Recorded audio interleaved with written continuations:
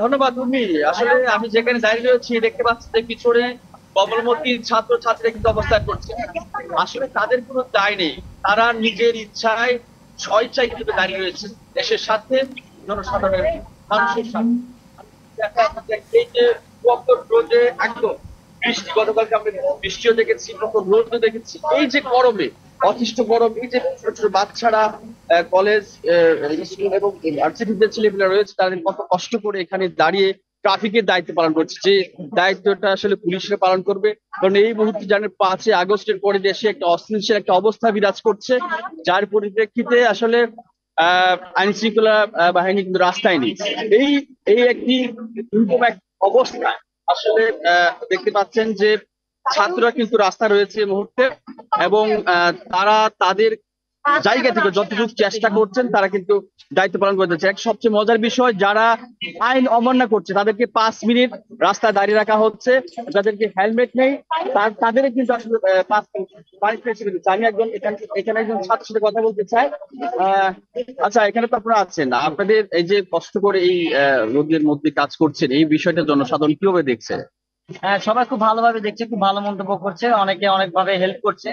হয়তো যে নানা রকম ব্যস্ততায় তারা আমাদের সাথে সামিল হতে পারছে না, কিন্তু আমাদেরকে অনেক ভালোভাবে সাপোর্ট করছে। যারা আইন মানছে না তাদের ক্ষেত্রে আপনার কি তাদেরকে আমরা আপাতত 5 মিনিট করে দাঁড়া করে রাখছি, যাতে ওরা আইনটা ভালোভাবে মানতে পারে। সবাইকে হেলমেট পরে?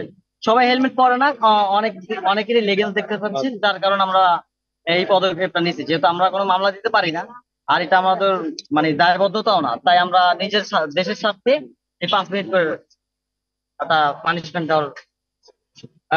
পানিশমেন্ট পানিশমেন্ট পানিশমেন্ট হিসেবে আসলে 5 মিনিট দাঁড় করে রাখে যাদের হেলমেট নেই, যারা রুলস যারা মানে না, তাদেরকে এই সুন্দর একটি পদ্ধতির মাধ্যমে কিন্তু ঢাকাবাসী যারা ট্রাফিকের মধ্যে যারা দাঁড়িয়ে থাকে তারা কিন্তু অনেক সময় হেলমেট পরে না, আইন শৃঙ্খলা নিয়ম মানে না। সেক্ষেত্রে আপনি দেখতে পাচ্ছেন রাস্তায় একটি সুশৃঙ্খলতা বর্তমান কিন্তু বিরাজ করছে। দেখতে পাচ্ছেন যে একদম কোনো যানজট নেই। আমি এই মুহূর্তে কিন্তু আছি কমার্স কলেজের বোর্ডে, এবং এখান থেকে চিড়িয়াখানা রোড, মিরপুর 1 নাম্বার রোড এবং কালশি রোড, এই ঠিক চৌরাস্তা মোড় বলা যায়। এই জায়গায় দেখতেন কত সুশৃঙ্খল ভাবে গাড়িগুলা যাচ্ছে। আহ তারা খুব সুন্দর করে সাবলীল ভাষায় কিন্তু তাদেরকে বুঝিয়ে দিচ্ছে যাতে খারাপ ব্যবহার না করা হয়। আমি আরেকজনের সাথে কথা বলতে চাই, এক ভাইয়ের সাথে। এই দাদা, আহ, আচ্ছা, আপনারা এখানে কতক্ষণ ধরে আছেন? আমরা এখানে সকাল 10টা থেকে এখানে আমরা, আর এখন মোটামুটি আমরা অনেক ধরে কাজ করছি, চেষ্টা করছি যেন ট্রাফিকটা যতদিন পর্যন্ত ট্রাফিকের মানুষরা নামে নাই, ট্রাফিক পুলিশে নামে, ততদিন যেন আমাদের দেশটা সুন্দর মতো চলে।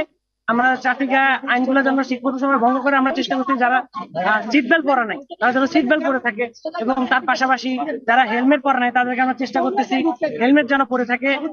যারা হেলমেট পরে নাই তাদেরকে আমরা 10 মিনিট করে আটকায় রাখতেছি, অবশ্যই তারা শাস্তির জন্য, তাদের ভালোর জন্য। যারা 3 জন বা 4 জন বাইকে উঠছে সেক্ষেত্রে আপনি? সেক্ষেত্রে আমরা চেষ্টা করতেছি যে তৃতীয় নাম্বার যে ব্যক্তি থাকবে তাকে আমরা নামায় ফেলে তাকে বলি আপনি হেঁটে যান যতদূর যাওয়া যায়, দেন আমরা তাকে আবার অল্প একটু জায়গায় যায় সেরকম। এরকম প্রত্যেকটা মোড়েই তাদের হয়রানির সৃষ্টি হতে হচ্ছে, যেন তারা এই জিনিসটা মানে উপলব্ধি করতে পারে যে হ্যাঁ, আমাদের এই কাজটা করা উচিত না। ধন্যবাদ। রাজধানীতে একটি সুন্দর পরিবেশ বিরাজ করছে, সবাই হেলমেট পরছে এবং সবাই 2 জন করে বাইকে উঠছে, কেউ সিরিয়াল ভঙ্গ করছে না। এরকম এই প্রথম বাংলাদেশে ছাত্র জনতা দেখতে দিচ্ছে। শুধু তাই না, ছাত্র জনতা দেখেছে যে সরকার গঠনের যে গঠনটি, তাদের হাত ধরে বাংলাদেশ পরিবর্তন হতে চায়, তারাই পারবে সে সোনার বাংলাদেশ গড়তে। উর্বি, এই ছিল আমার কাছে মিরপুর 1 নাম্বারের যে কমার্স কলেজ ভর্তি রয়েছে, সেখান থেকে ছাত্র জনতার নিয়ম শৃঙ্খলার মধ্যে দিয়ে যে ট্রাফিকের আইন পালন করছে সেখানকার সর্বশেষ